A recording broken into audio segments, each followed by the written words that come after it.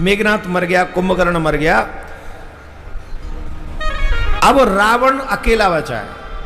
रावण युद्ध करने पहुंचा, और जब रावण युद्ध करने पहुंचा तो रावण को एक भय है, राम मुझे मार नहीं सकता। बोले कब तक? बोले जब तक विभीषण भेद न बता दे।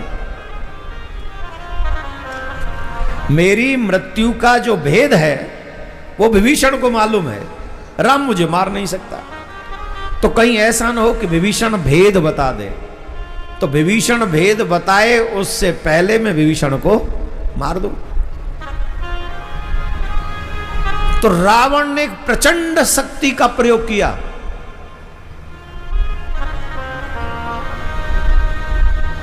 रावण ने एक प्रचंड शक्ति का प्रयोग किया विभीषण के ऊपर मारने के लिए।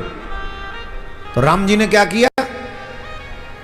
विभीषण को पीछे धक्का मार दिया और राम जी आगे आ गए और रावण की प्रचंड शक्ति को अपने सीने पे सहा, हृदय पे सहा।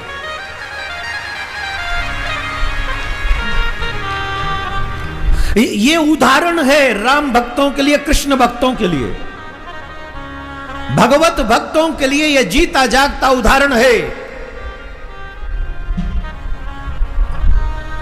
कि जब आप भगवान के बन जाओगे तो भगवान तुम्हारे हर संकट को स्वयं सह लेंगे और उन्हें पीछे धक्का मार देंगे। अब एक और उदाहरण देते, बहुत गजब का, बहुत गजब का, आपका मन प्रसन्न हो जाएगा। शायद कथा थोड़ी कम हो जाए, लेकिन ये उदाहरण सुन के तो चकाचक हो जाएगा। सुनाए नहीं? अब मैं ऐसे पूछता हूं जैसे तुम मना कर दोगे। मुझे लगता है कि कई बार कह दोगे यार कथा सुनाओ महाराज जी, और उदाहरण के नाम पे तो हाँ सुनाओ। तो सुनो, एक भक्त था, भक्त भगवान के राम के नाम का जाप करने की इतनी हैबिट उसकी, बहुत आदत, सोते जागते उठते बैठते राम राम राम राम राम। अब स्थिति इतनी तीव्र हो गई थी कि वो शौच करने भी जाए तो राम राम उसके मुंह से निकले, जबकि उसे अशुद्ध अवस्था मानते। उस स्थिति में नाम नहीं लेना चाहिए, नाम महाराज का अपराध है, लेकिन वो अपने आप को कंट्रोल नहीं कर पाता था, उसके मुंह से निकलता ही निकलता था। तो एक बार वो शौच कर रहा था और उसके मुख से नाम निकले ही जा रहा था, तो वहीं से हनुमान जी जा रहे थे भगवान के दर्शन करने साकेत धाम, और हनुमान जी ने देखा राम नाम। तो भगवान हनुमान जी तो राम जी का नाम सुनने के बड़े रसिया हैं, इतने बड़े रसिया हैं, जहां कहीं भी कथा होती है सभी श्रोताओं से पहले हनुमान जी आ जाते हैं।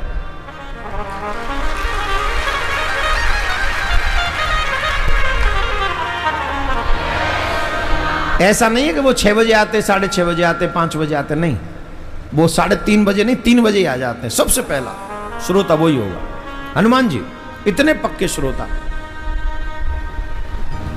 तो राम जी का नाम सुना तो हनुमान जी राम जी के दर्शन करना भूल गए, वहीं रुक गए। बोले इस वन में कौन भगवान का भक्त है जो राम राम पुकार रहा है? अब देखा तो वो अशौच अवस्था में। हनुमान जी को बड़ा क्रोध आया, अरे राम राम राम, इस अवस्था में ये भगवान का नाम ले रहा है, इसको शर्म नहीं आ रही? और हनुमान जी ने हल्का सा चरण का प्रहार कर दिया उसके ऊपर, इसे तो दंडनीय अपराध कर रहा है। हनुमान जी ऐसे करके साकेत धाम में गए, तो साकेत धाम में देखा कि भगवान का जो सिंहासन है वो रिक्त है, वहां भगवान नहीं है। लोगों से पूछा भगवान कहाँ हैं? बोले कि अंतःपुर में है, अंतःपुर में राम जी विश्राम कर रहे हैं। क्या हो गया? बोले पता नहीं, कुछ है, विश्राम कर रहे। तो हनुमान जी दौड़ कर गए,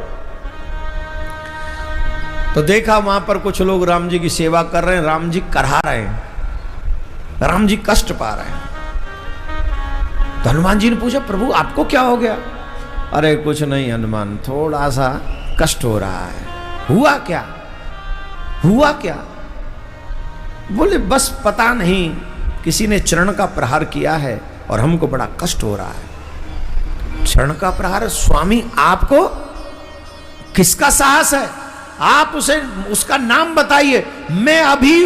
हनुमान जी तो शुरू, उसे छोड़ूंगा नहीं। अरे हनुमान जी छोड़ो, सब बात हो गई, छोड़ो छोड़ो। हनुमान जी गए, भगवान की पीठ पे देखा तो एक बानर का चरण चिन्ह।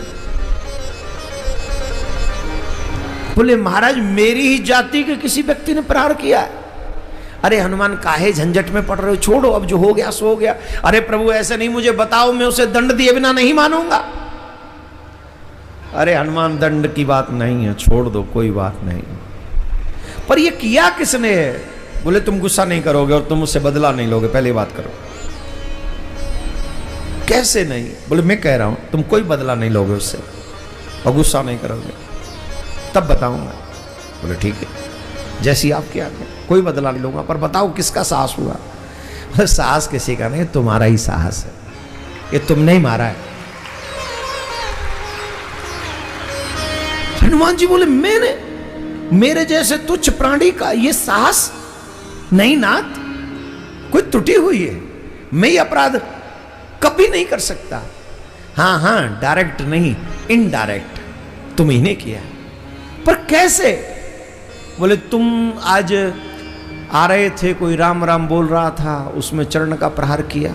हाँ तो प्रभु देखो कैसी अवस्था में वो आपका नाम उच्चारण कर रहा था, तो उसको, अरे हनुमान वो तो जो कर रहा था वो कर रहा था। एक तो सबसे पहली बात वो मेरा नाम ले रहा था, तो मेरी शरणागति हो गया वो, और जब वो मेरी शरणागति हो गया उस पे तुमने चरण का प्रहार किया। अब तुम जानते हो तुम्हारा बल कितना है, तुम जानते हो तुम्हारा बल कितना है। तुम्हारी हल्की सी मुष्टिका के प्रहार से, कितनी हल्की सी मुष्टिका के प्रहार से रावण धूल चाट गया था। अब बताओ हनुमान जी में कितना बल है, जानते हो? नहीं पता?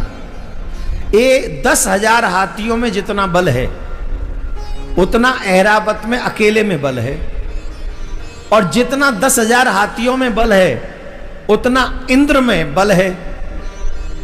10,000 ऐरावत हाथियों का जितना बल है, अकेले इंद्र में उतना बल है, और जितने 10,000 इंद्रों में बल है उतना हनुमान जी की इस कनिष्ठ की उंगली में बल है।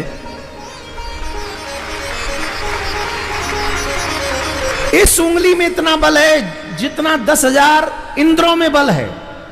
अब आप कल्पना करो उस बल को वो बेचारा राम नाम जपने वाला कैसे बर्दाश्त करता। इसलिए तुलसीदास जी महाराज कहते हैं अतुलित बलधामम, कोई लिमिट नहीं है।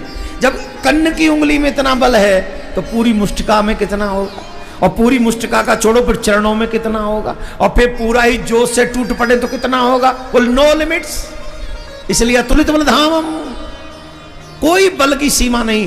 तो राम जी बोले भैया हनुमान, वो दीन बेचारो राम नाम जप रहे हो और वहां में तुम चरण मार दो, वहां को कहा बस तो जा मारे। जब तुमने चरण को प्रहार करो तो मैंने अपनी पीठ वाके पीठ पे लगा दी, मैंने अपनी पीठ लगा दी, जाते वाकुम कोई कष्ट नहीं होई, और जाए मारे चोट लग गई है। हनुमान बहुत ताकत है तो में भैया, बहुत ताकत है, दर्द कर रहा हूं, अभी तक दर्द कर रहा हूं। हनुमान जी रो पड़े, हे सरकार हमसे तो आज बहुत बड़ा अपराध हो गया, आपके भक्त पर चरण का प्रहार हो गया और आपको हमारी कारण इतना कष्ट हो गया। सरकार कोई तो दंड दे दीजिए। हनुमान जी को गले लगा लिया, नहीं तुम तो हमारे परम भक्त हो, तुम्हें हम दंड कैसे दे सकते हैं। पर जो एक बात समझ लो हनुमान, राम नाम का आश्रय लेने वाला, हमारे नाम का आश्रय लेने वाला, चाहे जिस कंडीशन में हो, वो हमारे को प्रिय है और उसकी जिम्मेदारी हमारी है, उसका दायित्व हमारा है। इतनी बड़ी बातें, इतनी कथाएं सुन सुन के भी अगर आपको भगवान से प्यार न हो तो बताओ क्या होगा तुम्हारा। तुम अपने कल्याण करने की चिंता नहीं है तुम्हें, अपने कल्याण की चिंता करो। माथे पे किस किसने लगाना शुरू किया हमारे कहने से? हाथ ऊंचा करो जिस जिसने शुरू किया। हाँ, माथे पे तिलक, गले में तुलसी, हाथ में कलावा, मुख में भगवान का नाम, सर पे शिका, यही सच्चे हिंदू की पहचान। बाकी के सिर्फ नाम के हिंदू हैं, ये काम के हिंदू नहीं। और ये काम के हिंदू जो नहीं है ना, उन्होंने सब